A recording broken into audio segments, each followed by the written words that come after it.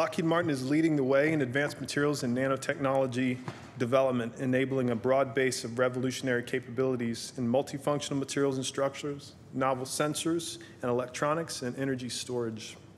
The depth and breadth of our emerging technology initiatives reflect the corporation's commitment to drive foundational innovation and advanced manufacturing for affordable global security solutions in aerospace, energy, medicine, computing, and multiple other technology and industrial applications.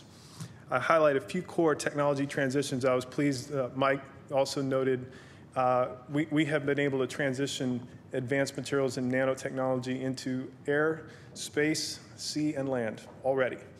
The Juno spacecraft that Mike mentioned, Lockheed Martin's subsidiary Applied Nanostructured Solutions produced carbon nanostructured material, infused fibers in particular, used to make the contoured supports to help prevent thermal blanketing from interfering with Juno's solar array support mechanisms. The ANS team took this idea and deployed the next generation material in just 4 years, which was remarkable from a materials development perspective. In air, Lockheed Martin researchers have developed the first aerospace qualified nanostructured thermoplastics as a low-cost alternative for use in non-structural, at this point, applications in next-generation fighters like the F-35.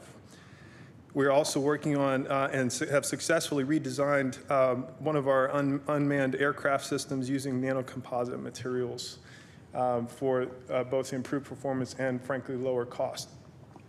At sea, we've been very interested in lightweighting and multifunctional material performance.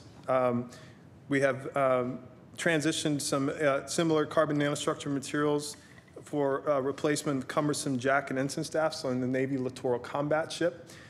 Those materials are also conductive, which provides a lightning strike protection pathway, particularly for lowering the weight of the masts on those ships. As well as on land, we've got multiple applications in radar systems and vehicular systems, again, for the lightweighting and multifunctional performance. One of the things that at NIST that I lead our efforts there on printed and flexible electronics. So I wanted to just introduce that topic a little bit to you today. So I put up a slide here that I've borrowed from the Flex Tech Alliance that shows the market potential. Here, similar predictions come from Lux Research, ID TechX, places like this. But the market is in the billions as for these devices, or printed electronics. And so we're talking about printing electronics, embedding them into everyday devices. So not your traditional, your Intel chip, right? Your semiconductor. We're talking about the semiconductor and the brain, the electronic brains being integrated into everyday things. And so the market potential is, these are real numbers. One example I would give is these glucose monitoring strips, the printed glucose monitoring strips. That currently is about, those are made by printed, it's a piece of paper, but it has printed electronic circuitry on it, and that's about $1 billion, $6 billion a year is being spent on those. So when I say printed, again, we're talking about integrating on stretchable and flexible type substrates. So you could imagine, and that's oftentimes plastic kind of a substrate, or maybe it could be skin, and you're making things compliant. This is a sensor from MC10. It's called a biostamp sensor. This is one of John Rogers' company in Boston. But you could imagine these are thin, flexible silicon. The silicon in this thing is so thin that it's flexible, that it's compliant with the skin. And so you can start to put these sensors on, and it can measure heart rate and pulse ox and things like that. A smart Band-Aid, so to speak. But you can have flexible memory storage, flexible, this is a 20-bit ferroelectric memory. You have flexible batteries are starting to evolve, flexible OLED type displays and things, or even flexible displays. So you see, and then there is some pie in the sky kind of dreaming. What if you could have an electronic device on a contact lens, like instead of a Google Glass, a Google contact lens, right? So there are some pretty cool examples of what people can do. But if you look at the companies that are operating in this space, they're basically building components. They're building, a display or a battery or a memory. And when you want to make an actual device, you need to integrate those. And so while the components are there, this integration piece is not there yet. And so it's this ecosystem that you need to integrate all these things together to make functional devices that's really lacking. And I just wanted to emphasize some of the differences, too, between flexible electronics and traditional semiconductors. So there's a traditional semiconductor, an Intel fab, billions of dollars to build this thing. It's a very complicated integrated process flow. A wafer goes in at the start of the day, and it doesn't come out with a chip on it until about almost a month later. It takes a long time. A lot of steps have to be optimized. This industry's been optimizing these for 40 or decades. But then just to produce one single product, really, a high-performance computer.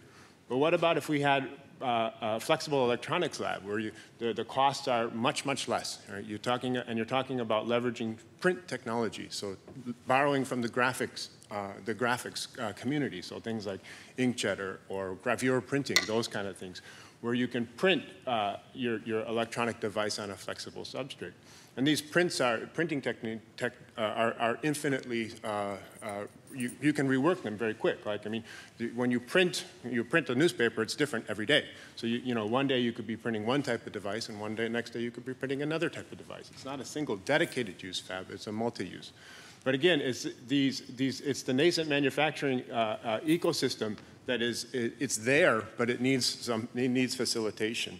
And so, there was just recently announced, and Mike mentioned this in his talk, the Flexible Hybrid Electronics Manufacturing Innovation Institute. So this was a $75 million of federal government funding, sponsored by the DoD in this case, matched with about $96 million of committed funds. This was announced in August of this year, late August, and it's run. The Flex Tech Alliance has won the award, and the new institute is called NextFlex. There's a link to there. It's run by Dr. Malcolm Thompson here.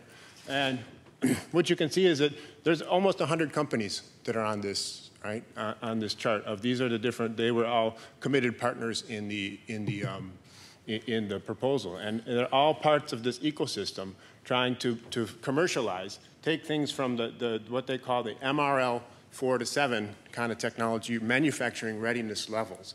So taking things from the kind of the prototype stage up to the point where you're getting now, small lots. And so, not high volume manufacturing yet, but it's trying to enable that you can get to this low volume manufacturing. So novel applications of energy storage devices have traditionally served to portable electronic devices. But what happened in the last, I would say, a decade, that novel technologies have been developed for specialized or Department of Defense applications, for power tools, for electric ships and electric airplanes, for hybrid engines, for energy-efficient industrial equipment, for power grid applications, and for electric vehicles, electric buses.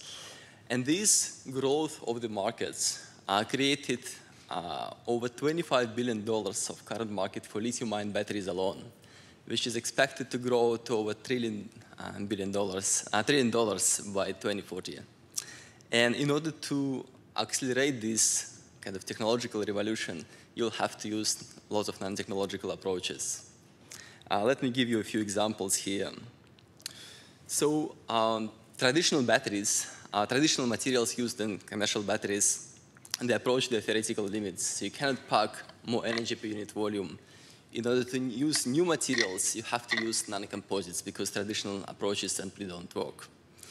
And this approach serves a variety of different markets. But in addition, you create new markets, new devices. So for example, solid-state lithium-ion batteries, they can offer more energy, but also enhance safety and special form factors.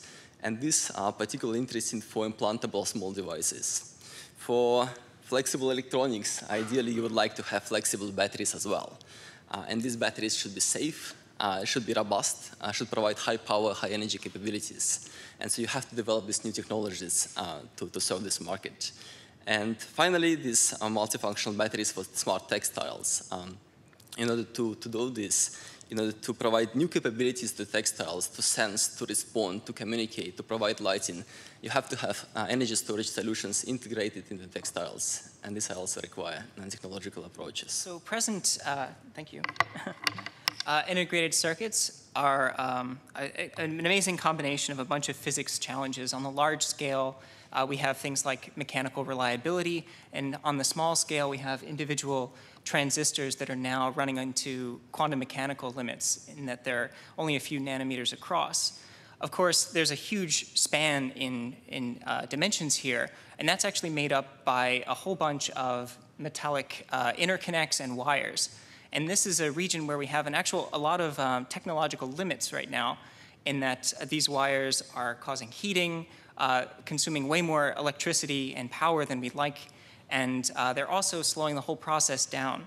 And so towards this end, I'm going to propose that I think the industry is going to be moving towards photonic-based systems instead of electronics, basically integrating photonic systems on the chip scale.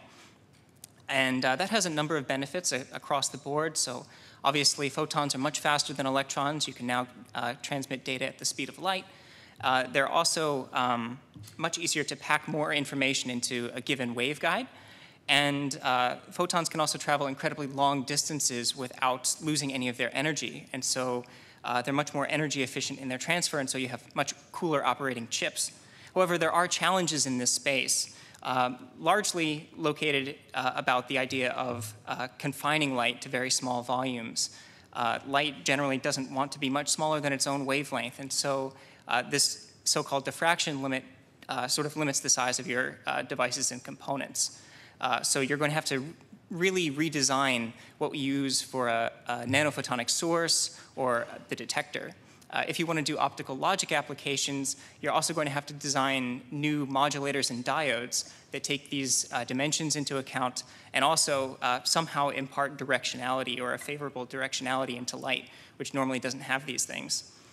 So all of these things have been demonstrated on the lab scale in university settings, but they haven't really been rolled out in the industry scale yet. And I'm really excited about that emerging market, and I think there's going to be great changes there for everyone who owns a computer.